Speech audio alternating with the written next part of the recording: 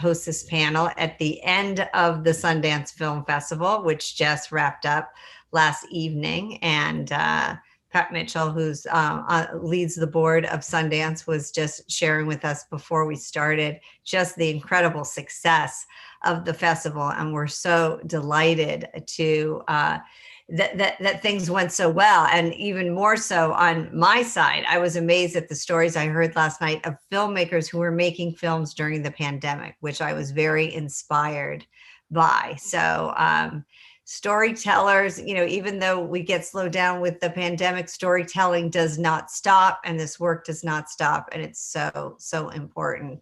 So let me talk a little bit about our discussion topic today. And it's going to be one story at a time, the creatives as social and cultural change. And, the setup for it is that we wouldn't have progressed to where we are today without fearless filmmakers, creatives, actors, and storytellers. And so we want to hear from this fabulous panel about committing to creating content that drives social and cultural change. And we will jump right in. We've got Pat and Crystal and Erica and Brianne. We go by first names here at FQ. And so let's start out by sharing who you are and a minute about what you do. And Pat, I'll start with you. Thank you, Rhonda. Rhonda and I are partners in a really important initiative to strengthen women's leadership. And women's leadership is directly connected to storytelling, as we know, because we have to be up front and out front with our stories and ideas. So in that regard, it's been a privilege to be on the Sundance board for 25 years and chair of the board for 8. That's wonderful. And Pat, we always have to brag for each other because people don't always say, what the other fabulous things about them. But Pat is also the author of a book called Becoming a Dangerous Woman. And Pat, just tell us, a minute about that book as well, and you as an author. Well, thank you, Rhonda. It's a memoir of my own journey from small town Georgia to media and becoming a storyteller. And I always want to remind, especially when I'm on a forum with such great storytellers as I am today, that was my life too. And going into media as one of the first women, you had to really fight to get women's stories, women's ideas, women, period, on media. So the change has been somewhat phenomenal, but not without huge struggle.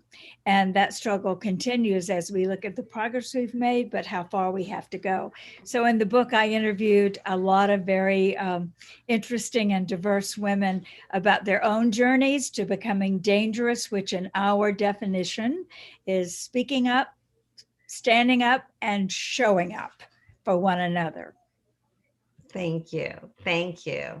And Crystal, just in terms of also speaking as an artist and as a Native artist, tell us a little bit about yourself and this topic to you. Yeah, definitely. Well, my name is Crystal Echohawk. I'm a citizen of the Pawnee Nation of Oklahoma, and I'm coming to you today from the traditional homelands of the Pawnee people. I'm back home on our reservation today, visiting family. And I am the founder and executive director of IllumiNative. And we are a national Native woman-led organization that really focuses on building power for Native peoples by amplifying contemporary Native stories and voices and issues to really advance self-determination and equity and justice for our people. And I would certainly say I don't consider myself an artist, but definitely a storyteller and an activist for sure. Thank you for that. That's wonderful. Erica. That was my phone. Erica. Oh, I think you're on mute.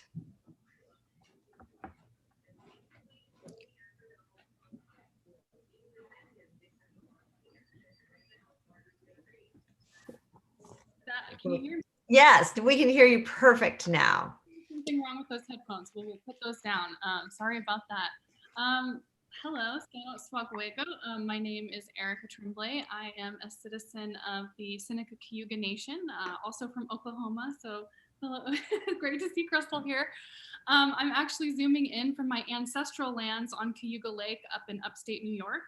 I am a filmmaker. I am also a Screenwriters Lab Fellow this year at the festival, having had my short premiere last year, and have come up through Bird Running Water's Indigenous program here at Sundance. So definitely great to be here with family. Thank you. That's wonderful and such a great program to be a part of. Sundance does such great work with that program. Brianne. Hi, I'm Brianne Davis. I'm an actress for the last 20 years, a working actor. I've been on Lucifer, Six, Jarhead, Prom Night, tons of other movies and TV shows. I'm also a dangerous woman, Pat. I love that. I am a recovering sober sex and love addict. I have a podcast called Secret Life Podcast, which talks about recovery and mental health. And I have a book coming out February 12th called Secret Life of a Hollywood Sex and Love Addict. It's a novel and it's a storytelling. And I'm just so honored to be with all you beautiful women today. So thank you. So thank you. So let me start with you, Brianne, to just ask you, one of the things that we want to understand as we think about creating social and cultural change in different ways is who is the audience that you're talking to? And if you could, take it one step further in terms of expanding that audience, what might that be? Well, I really think my audience are people that are willing to change and women that are willing to change and step out on the ledge and throw open the doors to the darkness inside so we can bring it out in the light. For sex and love addicts and addiction, there's so much shame and stigma that I really just want to help women stand in their power. And I also think breaking that stereotype of women in the media. I can't tell you guys how many roles I have played where I've said the same dialogue over and over and over again. So I just really want to give this new generation a new voice, new chance to be heard and not play that stereotypical female role we've seen over and over again. Well, thank you for breaking that stereotype. And we're excited about your podcast and what you have coming out next. Crystal, how about you in terms of the, really the audience for your work, your activism? Yeah, I mean, really, our audience is, largely, the American public, and what drives our work is extensive research that we've done to really map what are the dominant perceptions that the American public have about Native Americans. Why do they think that? How do those narratives really form, and how do they impact Native peoples? And what we found is nearly 80% of the American public know little to nothing about Native peoples, and a really substantial portion of that aren't even sure if we still exist. And what little representation that really makes it out into TV and film is really harmful and toxic and stereotypical representation that, based through our research and analysis, really fuels racism and discrimination in this country. And so really IllumiNative's mission is to really amplify that contemporary and Native authored representation, narrative sovereignty of Native peoples, to really tell our own stories and to really shatter those stereotypes, because the stereotypes are so harmful, right? As is the invisibility on the flip side, because that invisibility means that we get left out of important conversations on policy or resource allocation. We saw at the beginning of the pandemic that invisibility can be a matter of life or death for our people. So it's so important that we shatter that invisibility and dismantle those toxic stereotypes so that people can really truly understand who we are as Native peoples in the 21st century. So as Crystal talks about those stereotypes, I imagine, Erica, this is something you think about as well. Yeah, I think the work that Crystal and her team does is so important for storytellers like myself, because Crystal's doing this work of collecting all of this data and communicating that out. And then that gives me an opportunity to really be specific in who my stories are for. And when I write and when I direct and make stories, I'm making stories specifically for my communities. And that's only possible when we have larger institutions who are willing to take a chance on my voice, who are willing to take a chance on my communities and the stories that we have to tell. And so it's great to be able to make films like Little Chief, or my screenplay that I co-wrote called Fancy Dance, where we're allowed to get hyper specific and go into these really beautiful places that we all grew up in and that we're a part of, and be able to create a story for our community, you know, hoping that universal themes will come through to larger audiences. But you know, it's time to be able to go back to Seneca and, you know, put up a film and be like, this is your language. These are, you know, your peers, you're acting in this and you're collaborating. And I think that it's just a really exciting time, especially in the last couple of years, where you're seeing this change happening, where, you know, we're no longer just being hired on as consultants on scripts after they've already been written, but we're being asked to helm projects. We're being asked to write things, to show run, to direct, to be the carriers of the stories that we have. And so, you know, I'm grateful for the opportunity to do that and to continue, you know, pushing us forward so that there's, you know, more access for all people who want to tell those important stories. And so important for the people to see themselves in that story, you know, just in terms of their lives and the way that they're living. That's, you know, so important. You know, Pat, you know, in reading your book and seeing that your book has so many stories that take you to different places to talk about, you know, dangerous women. When you think about the audience of the people who read your book and sort of how people really connected with those stories.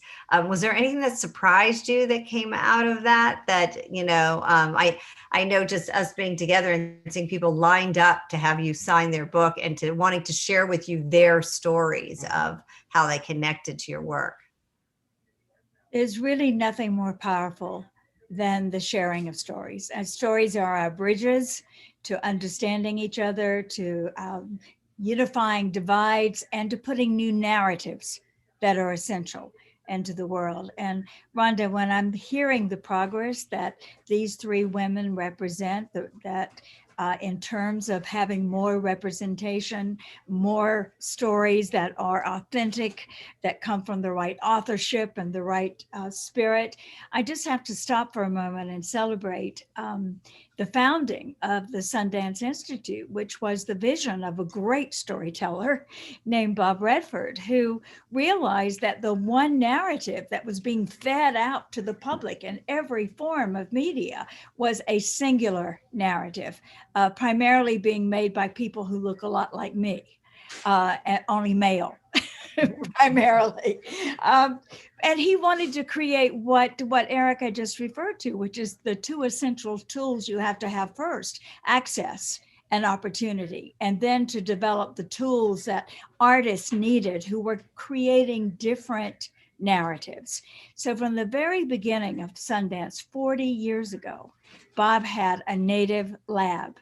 He had a lab that invited native voices, writers, directors, filmmakers, playwrights to come in and tell their own stories instead of the stories that Hollywood was telling. And that really is the thread through all of the work of the Institute, is that independent artists who are having all the barriers that are always thrown up to all of us. If you're not fitting in to the mainstream, if you're coming with a new idea, a new narrative, to create a place where those artists could come and be nurtured and mentored and find support with each other. And that's essentially the way that the lab programs work and have continued to work all these years, because that is the one thing we know we have to have now. When you look at the racial reckoning that is going on in this country, so overdue. When you look at the lack of gender equality, in spite of the celebration we have for some of the progress, we know we have to shift the narrative. We have to change the story, because if we don't change the story of us, our cultures, our communities, we're not going to be we're not going to change the nature of the way we relate to each other. So to your question about audience, which is such a key one, Rhonda, because if we did this work in isolation and we made these stories for each other, nothing would change. And so Sundance's second part of our mission is to develop an audience for these stories, create a hunger for, a need for. And that's where the festival came into play many years after the labs had started, is to start to develop audience. And in the early days, Bob and I used to walk up Main Street in Park City and beg people to come look at an independent film. Please leave the bar for a few minutes or the ski slopes, because no one, independent stories, what is that? But now look, 150,000 people come to the mountain year after year now to see and appreciate what artists outside this mainstream are bringing forth, that do what Erica and Crystal have referred to. They bring an authentic authorship, first of all. The stories have to come from the people who live those experiences. We're deeply committed to that as a principle. And then to increase the numbers of people who realize the story has meaning for them. So it's about artists, but it's also about developing audiences for those stories and for the new narrative. I love the notion of lived experiences, because everyone on this panel has had lived experience in the subject matter that they're talking about. And the importance of audiences to be able to see this work and be impacted by this work was one of the things we were really thinking about when we were thinking about bringing together this discussion.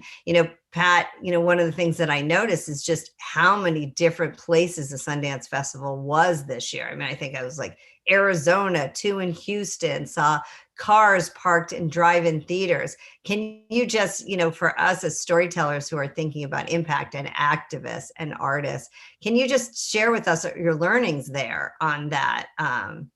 I'd love to, because we're so excited about this part of what happened this year. Being forced to pivot to a virtual festival.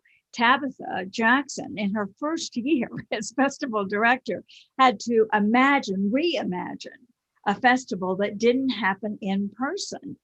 And in doing that, she thought of the biggest opportunity there was to democratize the process.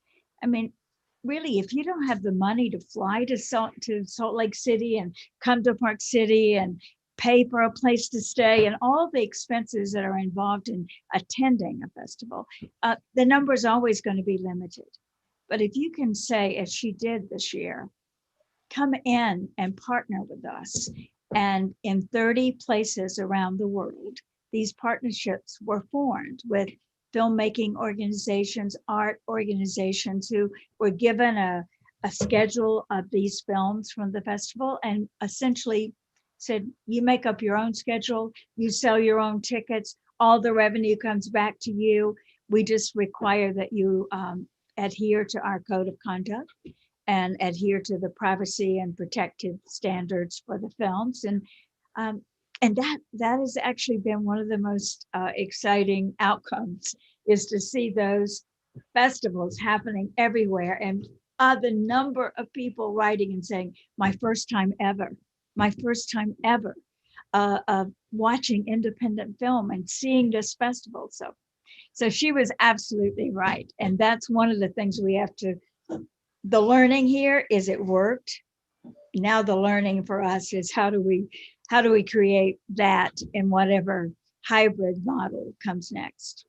Yeah, the pandemic has really put pressure on all of us to innovate in how we're empowering others with our work. And Brianne, I'm sure that's something that you think about, with your podcast and other things. Like, what are other ways that you can get to people that really allow you to empower others with your work? Yeah, I mean, I think it's been a blessing in disguise. Plus, we're all coming together as community. But for me, just starting the podcast, I woke up 3 months into the pandemic and I was like, how can I be of service bigger than just my community? Creating this platform where guests can come on, share their secrets, share their shame, let go of it. And it's one of the most popular mental health podcasts. And every day I get to talk to somebody and connect one-on-one with people all over the world. And it's just bringing me so much peace and serenity to not be alone. And then our listeners are not alone.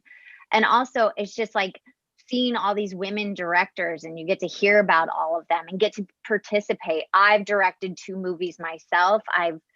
I hung out with Leslie Linka Glatter, who I know loves Sundance. I followed her on Homeland for 5 weeks. So I am just, this platform and being able to share our stories on a bigger level as women coming together, because I have to tell you, being in entertainment, they always put women against each other because there's such limited parts for women. And now it feels like it's so inclusive. And I'm just so excited to be creating at this level with everybody. That's great to hear that you're feeling that, because, so much it is talked about, but you wonder, how much is it really getting into the system? So hearing that is in itself so empowering. Crystal, with the pandemic and everything that's going and really trying to empower those people around you, how have you thought about that? And what can we learn from you during how you've navigated during this time? Well, I think, the pandemic in itself, right? I mean, it forced us to completely reimagine and understand, like, what's the new norm, and that we really had to lean into digital organizing and to think about that storytelling, right? And how are we going to counteract that invisibility that we're constantly battling? And what was interesting, is looking at the pandemic, but then the murder of George Floyd and everything that erupted. It was this perfect storm of things coming together. And I think that we suddenly realized that our ability to do digital organizing and to really lean in and partner with different types of visual artists, filmmakers, influencers, and when the moment came that we had the opportunity to really go to change the name of the Washington football team name, which has been, up until last year, a racial slur, a dictionary defined racial slur, that the team and the NFL had really dug in, and that perpetuated so much toxic perceptions about Native peoples in this country. And so by leaning in, it just exploded in our partnerships with these artists and so many diverse movement groups. We didn't do it alone, but it was just amazing to see everyone come together, especially around just, talking about the story and the impact that this toxic representation that these slurs and racism have on our people and our children, and looking at the ways that we could take multiple platforms and multiple sort of directions at storytelling, that we managed to get the name changed in less than 4 weeks, after the team had dug in and the NFL had dug in for so long. And so I think it was just such a remarkable phenomena that I think we're still unpacking, right? And we're right in the middle of it right now, because the Super Bowl is this Sunday. The Kansas City Chiefs are in it. And once again, racism is going to get a global stage, of which that's an acceptable form of racism for people to don red face, right? And red face is blackface, right? And to understand that there's an entire ecosystem of hate speech and racism with the red face, with the headdresses, with the tomahawk chop. There was a study done last year that there were over 82,000 racist and hate speech tweets associated with the Kansas City Chiefs being in the Super Bowl last year by just fans, right? So this is really, as we look at the power of story and giving voice to our experiences as Native people and the way that these representations affect us, it's been a journey to educate the American public, but it was so amazing to see how many people came together in 2020 to get the name changed of the Washington team. So it was good, but we still have work to do.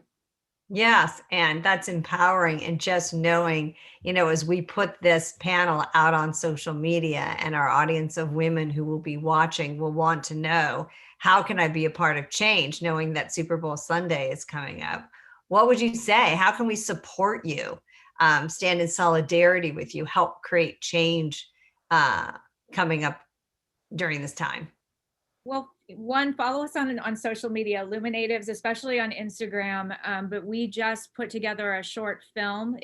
That really educates people about how the red face, the representation, sort of, again, this toxic sort of ecosystem that comes around fan behavior around the Chiefs, how it impacts children. And it's been blowing up. And I think that's the biggest thing, is to be able to share that content and educate your friends and your family, because the Chiefs doesn't sound like, if somebody hears it, they're like, well, that's not like the Washington team name. That was a slur. Is it that bad? But it's really the fan behavior also that goes around it, why it needs to change. So share that content with your friends and family. Follow us, and we're going to be tweeting at the NFL, the Kansas City Chiefs, for them to ban all this behavior once and for all, but to really change the name. And so the people, we have power. And so we have a lot of power on social media when we use it. And we know that women are some of the greatest like leaders in the activism that we see across the line. So we hope women will join us from all over the country this Sunday. Well, we will. That is for sure. We will. You can count on us. We'll show up for you and we will support in every way that we can. Erica, how about you? Or, about sort of how we've been dealing with this time and how you really still get your message out there and what you've learned during this time.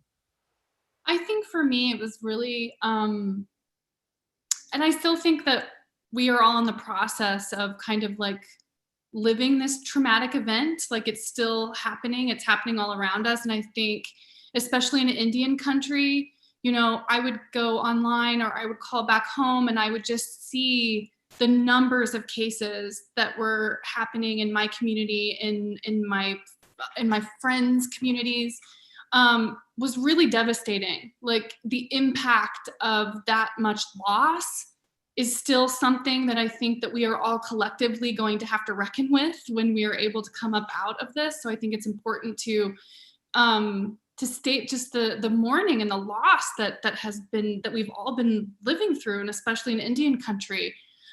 For me, it was feeling that sense of loss and sadness. I had been in a full-time immersion program studying my Indigenous language when the pandemic hit. I had to cross the border from Canada into the United States. So feeling that separation from this goal that I had set for myself, feeling the separation of not being at home in Oklahoma, feeling the separation from Longhouse and having to think about, well, how are we going to put our medicines through if we're not able to be together? And I think that those are all questions that we're still grappling with, and the sorrow and sadness that I'm still grappling with, but I just threw it into my work. I called up an Indigenous writer that I know, Mishiana Elise, and I said, I'm really lonely. I'm really sad. I'm feeling a lot of things right now. Do you want to write a screenplay with me?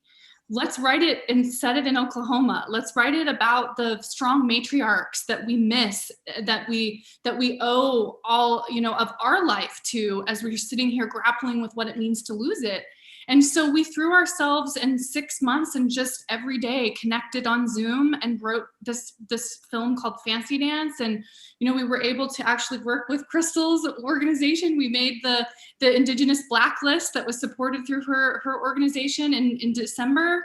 And then to get the news that we are going through the Screenwriters Lab here at Sundance with that project, it really showed me that, like, even when in the midst of this, we can use our voices, we can use the feelings that we're going through to put that on paper. And one of the things that was really important to us as we were writing this film that talks about, extractive industries and missing and murdered Indigenous women was also to give ourselves some joy, to have moments in this where maybe the world is crushing in on us, but we're living and we're loving and we're laughing and we have relationships with our girlfriends and boyfriends, and all of these things can exist. And I think for so long, I have been telling the stories of Indigenous trauma because that's where I've come from and things I've experienced. And I'm like, well, it can't just be about that, because that's not what it's like when I'm at home with my family. It's not just about all of these issues that we're dealing with. And I think that this darkness of the pandemic in this weird way showed me the light. And so, hopefully with our screenplay, we were able to have some of these important conversations about important topics, but realize that the humanity is in our joy, the humanity is in our love, and how we come together to fight those forces. That is beautiful, really, really beautiful. And I think we are going to see more and more of this. Actually, there have been writers and filmmakers who've written pieces actually before the pandemic, and then it's come out in the pandemic, and it reminds us about everyday life, about love stories, about the kinds of things that are everyday life. Well, I know, Pat, you have a very important meeting to get back to with Sundance that is a recap of the incredible festival. So I know that you have to leave us, and I figured you might have some closing thoughts before you jumped off, because I love you and I know that about you. Thank you for that. And I do have one observation that I want to make. And as you know, Ronda, I never lose an opportunity to make this observation, because I think it's the single biggest, most powerful lever we have as women for change. And that is showing up for each other. Just being there, showing up for your campaign, Crystal, showing up to make sure that your voice is heard, Erica, everywhere possible, showing up to provide the service you're providing, Brianne, because what you said so struck a chord with me. We are, as women, socialized to compete, to compare. We're always coming from the perspective of scarcity. There's only going to be one of us who's going to get in that lab, or there's only going to be one of us who's going to get that part. And that goes, I mean, that goes back to the beginning, of not with Native communities, I have to say. The Indigenous communities have a different inclusive feeling about women and the power that we share together. At least that's been my experience, and being privileged to be a part of some of that thinking. And I wish we had more of that thinking in Western civilizations, where it feels to me there has been more focus on scarcity and competition. As those barriers break down between us as women, between us as races, between us as backgrounds and sectors of work, we start to have a kind of collective power that is necessary for change. We can't, any of us, do this work alone. I mean, we can and we do, but it's so much more powerful when we do it together. And when I see that more than 50% of the films in this year's festival are from the heads, the minds, the hearts, the talents of women, that's real change. And that kind of change doesn't happen without a community of support. So I'm honored to have been in this community this morning, Rhonda, and had this conversation. And I deeply am really grateful for the work that each of you represents. And going forward, let's just think about that and how we can all support each other and show up for each other. I'm glad I could show up for you, partner. Yes, thank you. Always. I'm really sorry that I have to go early, but if I don't, I'm probably not going to get out of this canyon. Yes. Okay. All right. Thank you, Pat. Well, I want to switch gears and talk about Gen Z, because, it's a whole new generation, and really just figuring out how do we motivate them, through the stories. In some cases, we're seeing humor is the right part of the equation. So I wanted to get all of your takes on, Gen Z. How are we reaching them? How are you talking to them? They're also a great generation of activism, which is really wonderful as well. And Erica, I'm going to start with you. Wow. Well, I just feel like the people that I know from Gen Z, who are mostly family, nephew and nieces, they are just teaching me so much, and they're reaching me where I need to be reached. I've been thinking a lot over the pandemic about gender dynamics, about we have this binary that exists so strictly in all of our thinking around things. And, my nephew, when he came out as trans and started advocating for himself a couple of years ago, even as a queer woman, I had to sit down with him and say, please tell me, what is it that I need to know? What do I need to understand about being non-binary? What do I need to understand about what you were going through? And I think that in this day and age where these young people have this powerful machine to create their own stories, we're seeing just this proliferation of knowledge being shared through TikTok, through Instagram. And I know that a lot of times we can feel like, oh, well, that's so juvenile or that's immature, but really it isn't. There are these beautiful stories of sharing, across all gender spectrums, races, ethnicities, and you see this like beautiful coming together of this generation who for me, it's like, I'm not so much as like, how do I communicate with you? I'm like, please teach me your ways. Like, you are so much wiser than I am on so many different levels. And that's probably also a cultural thing, right? Like in my communities, we look to our elders and we look to our youth. And without that balance of having the knowledge from both sides, you're really left just middle-aged and clueless. And so I just really feel like at any moment, if I have to make a strong decision, like I'm calling my nephew and being like, what do you think I should do? So all I am is just the biggest fan of their creativity, and in any way that I can help bolster their voices, I want to. And, you know, I make films about youth. I make films about young people because I'm fascinated by them. And so being able to bring them onto film sets, when I shot Little Chief on my reservation, they got to see the cameras and the lights, and they're like, what's your job? You know, and like figuring all of that out. And so if in any way I can set an example for them to carve out their own space for their own voice, then that's really it for me. That's exhilarating. There's so much in that. Crystal, how about you?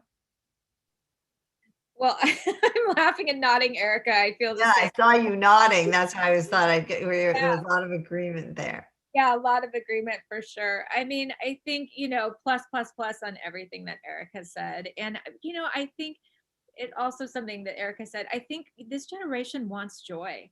And, you know, it is so important for us to be able, you know, from an Indigenous perspective, to be able to tell our story, which there's trauma, right? To be able to give truth, because that's not taught in schools, right? And it's important and how those experiences shape our people.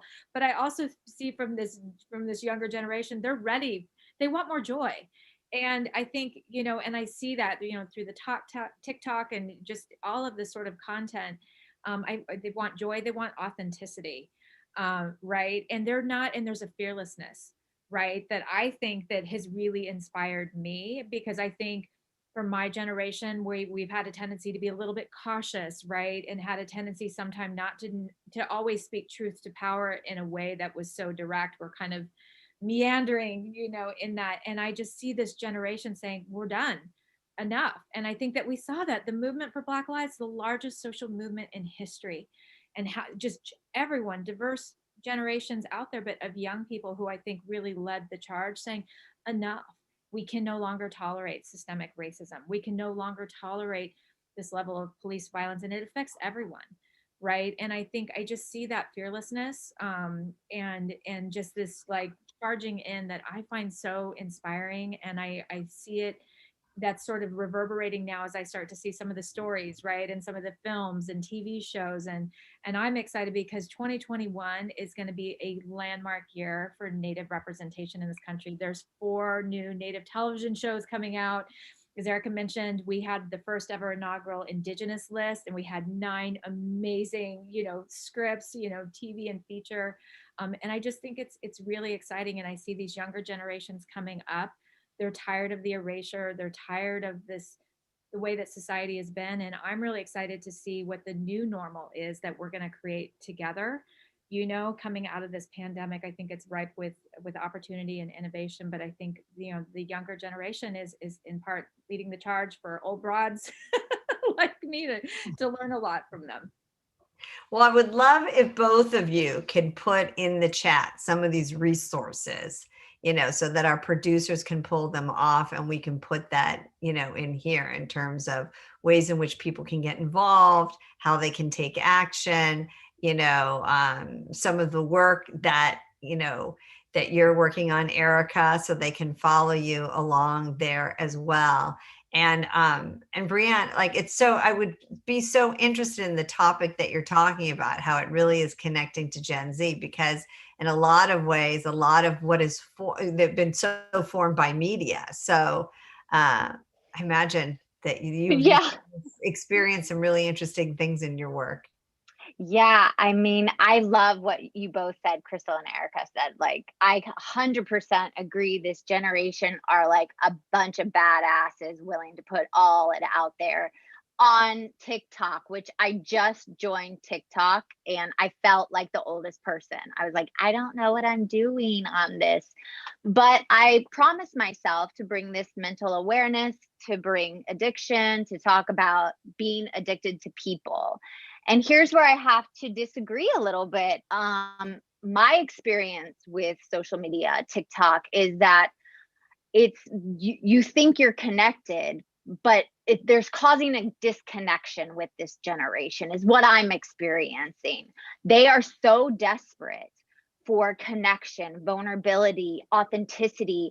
And the problem with social media right now, other than making great stories, is we're putting on filters. We're talking into a camera, talking to ourselves. It's a reflection of ourselves.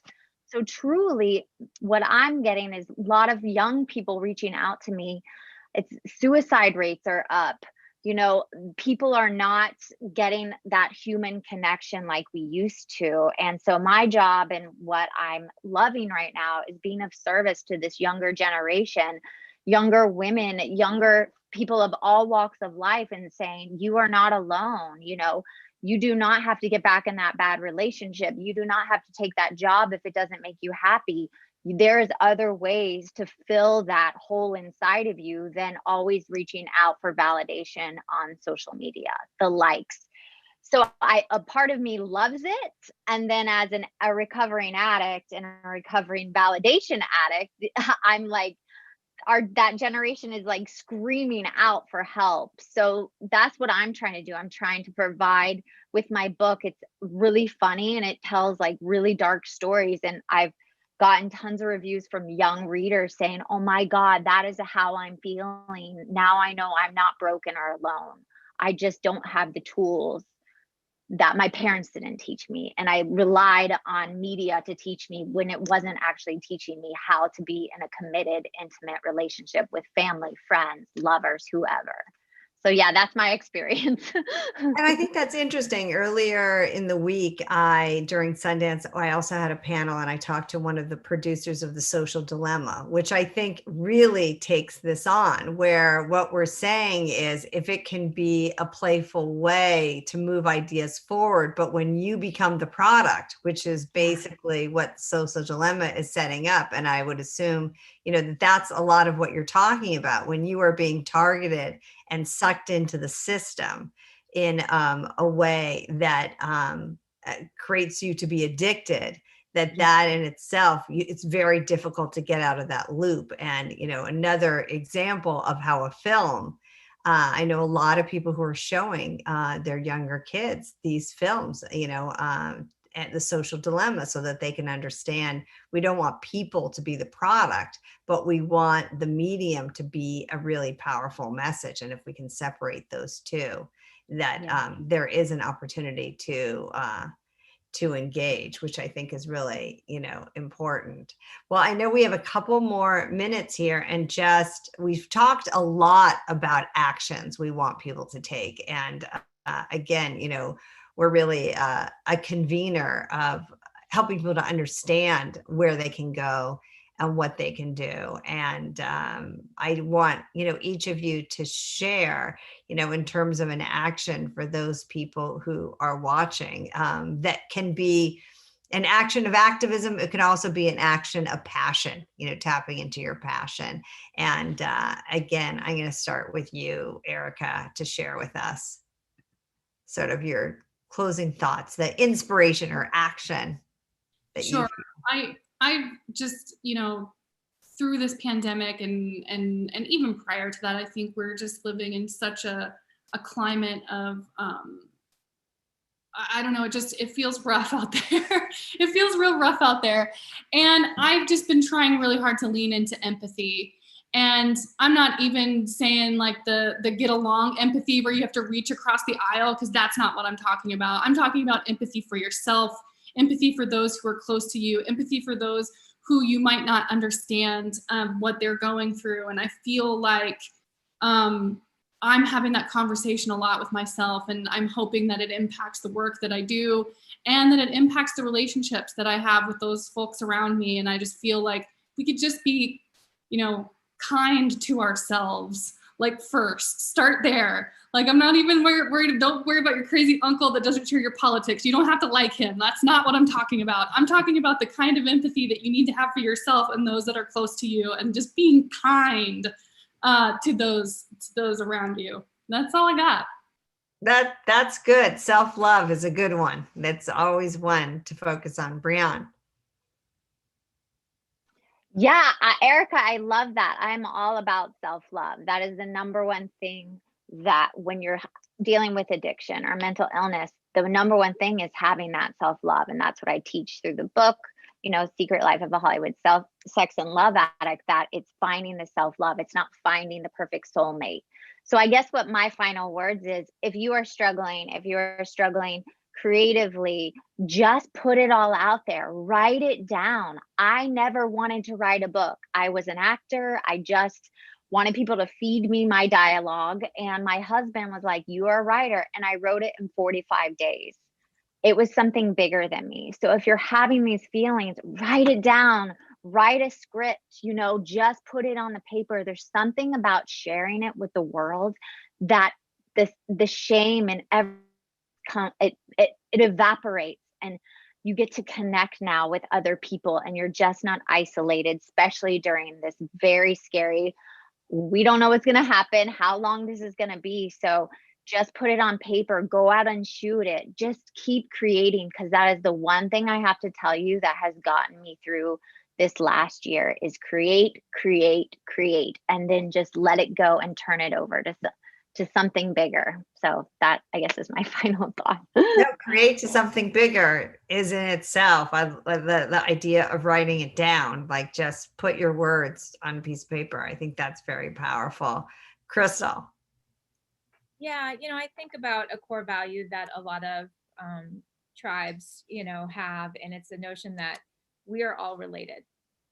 And I think that really in thinking about that and our connectivity to one another and our humanity, right, is so important. And when you think about the pandemic, we are all related and our actions affect one another, right? The ecosystem in the community and the planet that we share. And COVID has brought that to light about how much we have to, as we make choices for ourselves, we know that it's how our choices also impact our family and our community around us.